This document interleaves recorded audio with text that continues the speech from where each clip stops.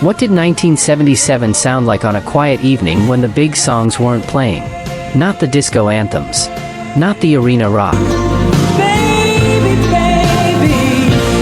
The songs that didn't demand anything from you except a few minutes of your attention and delivered, in return, something that stayed long after the song ended. The genre produced some of the decade's most commercially successful records that year, and it also produced a layer of music beneath those hits that has been largely forgotten by everyone except the people who were there when it played. These 7 records are from that layer. Baby, you're the light, but like heaven above me. Forgotten 1977 soft rock hits that deserve to be heard again, songs that carried real emotion inside radio-friendly productions, that found real audiences and then slipped from memory without ever losing what made them worth remembering in the first place.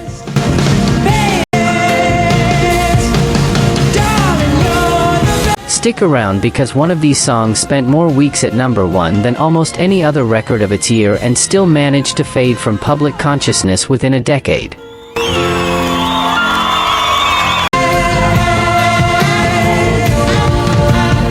Another was written on a transatlantic flight by a songwriter who was trying to calm his own nerves, and the anxiety underneath the lyric is audible if you know where to listen. The sky above me makes me feel. Both are on this list. 7 songs. Let's bring them back. Nobody does it. 7. Right Time of the Night, Jennifer Warnes. Peter McKen wrote this song and gave it away, a decision that must have felt complicated when it reached the top 5 on the pop chart and became one of the most played soft rock singles of early 1977. Nothing in the arrangement competes with what Warnes is doing. Everything Supports It. Became her commercial breakthrough and introduced her voice to an audience that would later know her better through duets and film soundtracks. This record, her first significant hit, soft and warm and completely self-contained, is the one most people who loved it in 1977 have not thought about since.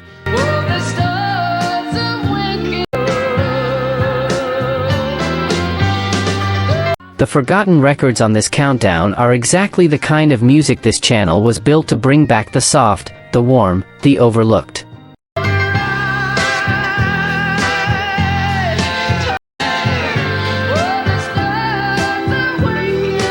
Subscribe so the next deep dive finds you. From a song about the right timing, we move to one that announced its presence immediately and then disappeared just as quickly. 6. Undercover Angel, Alan O'Day. Alan O'Day had built his career as a professional songwriter, writing for other artists, staying behind the scenes, building a reputation in the industry without breaking through to the audience directly.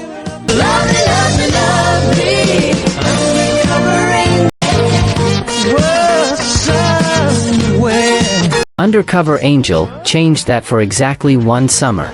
The lyric describes a dream of a fantasy visitor who arrives in sleep and vanishes upon waking with such playful specificity that radio audiences responded immediately. The production wrapped the concept inside a groove that sat comfortably at the intersection of soft rock and pop, accessible enough to cross every radio format that existed in 1977. It spent 1 week at #1 on the pop chart. Then the follow-up singles didn't connect. Alan O'Day returned to the songwriter's life he had built before this record arrived, leaving behind a single summer's worth of #1 status and one song that most people who dance to it have completely forgotten.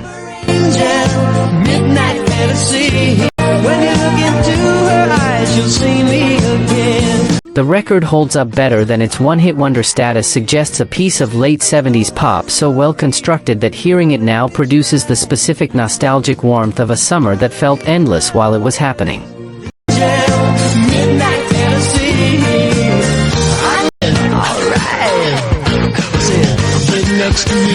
From a dream that lasted one summer, we move to a record built on the specific warmth of southern evenings.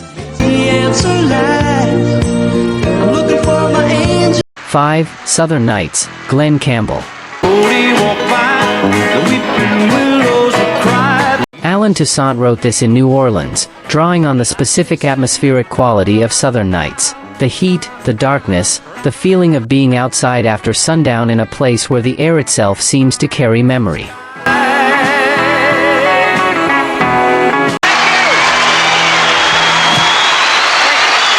Glen Campbell heard the song and immediately understood that it described something he had grown up with, something that translated even to listeners who had never been south of wherever they lived.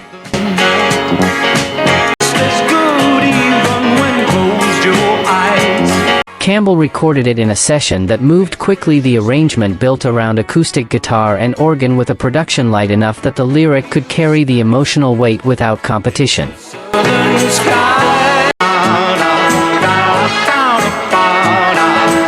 The result was one of the warmest records of his career and one of the most improbably successful soft rock singles of 1977. It spent 2 weeks at number 1 and became one of Campbell's best-selling records. Then the country pop crossover market shifted, and Glen Campbell's commercial profile shifted with it, and Southern Nights settled into the catalog remembered warmly by everyone who heard it in 1977 and rarely mentioned in the conversation about either artist's legacy. Does a specific place come back to you when the right song plays somewhere you haven't been in years that the music brings back more completely than any photograph could? Drop that in the comments. From Southern Warmth, we move to a story about a love triangle delivered with complete honesty. Stop this old world from fighting like fire. 4. Torn between two lovers, Mary McGregor. Peter Yarrow and Phil Jarrell wrote this from the perspective of a woman fully aware of the situation she is in, loving two people simultaneously, unable to choose, unwilling to pretend the complication doesn't exist. The lyric doesn't apologize and doesn't ask for sympathy. It simply describes, with complete emotional honesty, what it feels like to be caught between two genuine loves. Mary McGregor delivered it with the earnestness that the lyric required, a voice too sincere to make the material sound salacious, too emotionally direct to make it sound clinical. The production built around her with a string arrangement that matched the warmth of her delivery. It spent 2 weeks at number 1 in early 1977 and became one of the most debated soft rock hits of the decade. Radio stations played it constantly while listener letters arrived in equal measure from people who found it romantic and people who found it scandalous.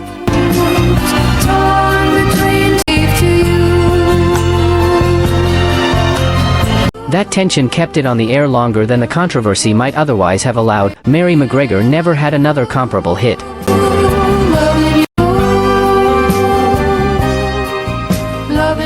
The song she is known for remains exactly this, a record that said something complicated and said it beautifully.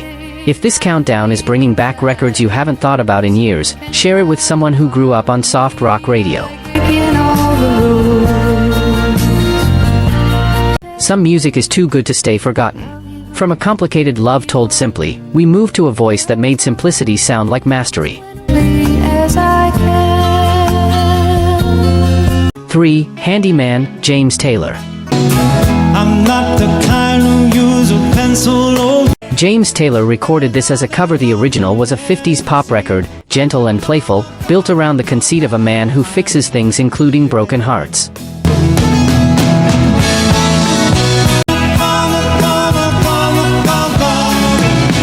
Taylor rebuilt it from the inside out, keeping the playfulness but adding the warmth and the vocal intimacy that had defined his own catalog since the early 1970s.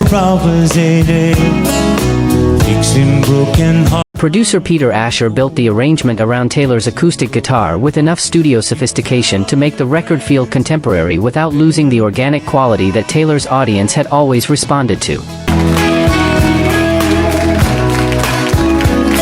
The result was a record that sounded simultaneously like the late 50s and definitively like 1977.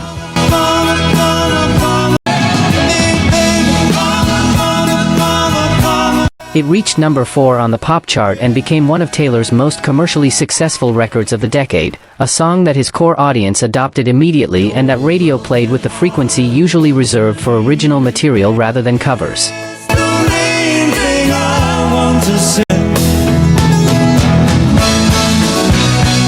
Decades of discussion about James Taylor's catalog have focused largely on the early singer-songwriter records. Handyman, the pop cover, the radio hit, the cheerful 1977 anomaly gets left out of that conversation more often than it deserves.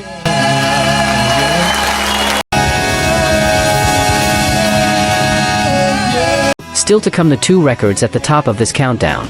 A number 1 that stayed at the top longer than almost anything else that year, and the record that many consider the most emotionally complete soft rock performance of the entire decade. Both are just ahead.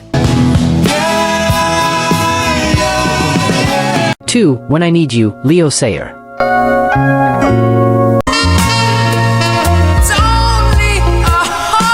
Albert Hammond and Carol Bayer Sager wrote this on a transatlantic flight, 2 professional songwriters working on a canvas of song structure while the Atlantic passed below them, the specific feeling of distance from home providing the emotional raw material for a lyric about reaching across whatever separates 2 people.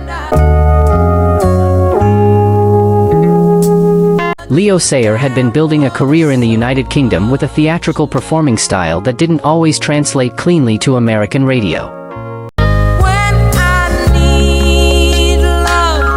When I Need You completely translated a record so melodically generous and so emotionally direct that its Britishness became irrelevant. The voice was the instrument. The feeling was the message. Both crossed without translation. It reached number 1 in the United States, spent 3 weeks at the top, and became Sayer's biggest American commercial moment. The lyric's central image, closing your eyes and the person being there, is one of the simplest and most effective in the soft rock catalog. The song never asks more from the listener than it's willing to give back. I so wanna give you, babe, but you know I won't be traveling. Leo Sayer's name has faded from American pop culture in direct proportion to how completely this record was absorbed into the background of that era. The song became so much a part of 1977's wallpaper that the artist who made it became invisible behind it. Yes, I'm with you, From a record that crossed an ocean, we arrive at the number 1 entry, a song written for a film that became larger than the film it came from. just close my eyes. 1. Nobody Does It Better, Carly Simon. I wasn't looking. Marvin Hamlish composed the melody for the James Bond film, The Spy Who Loved Me, and brought in lyricist Carol Bayer Sager to write the words. The result was a title song that didn't use the film's actual title, a deliberate creative decision that freed the lyric from needing to reference spies or action and allowed it to operate as a straightforward love song about a specific kind of admiration. Carly Simon's vocal is the record's defining element, a voice that had always carried warmth and specificity, now applied to a production larger and more orchestral than anything she had previously recorded.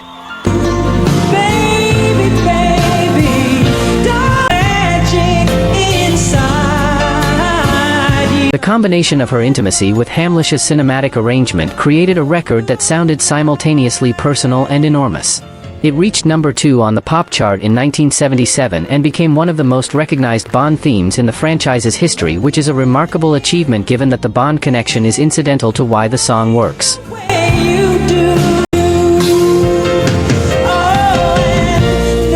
Strip away the film, strip away the franchise, and what remains is a soft rock ballad of unusual emotional completeness. Nobody Does It Better is the record that proves what soft rock at its best was actually capable of, not a compromise between commercial and artistic, not a genre settling for less than it could reach, but a song that did everything it set out to do and made it look easy. 48 years after its release, it still does.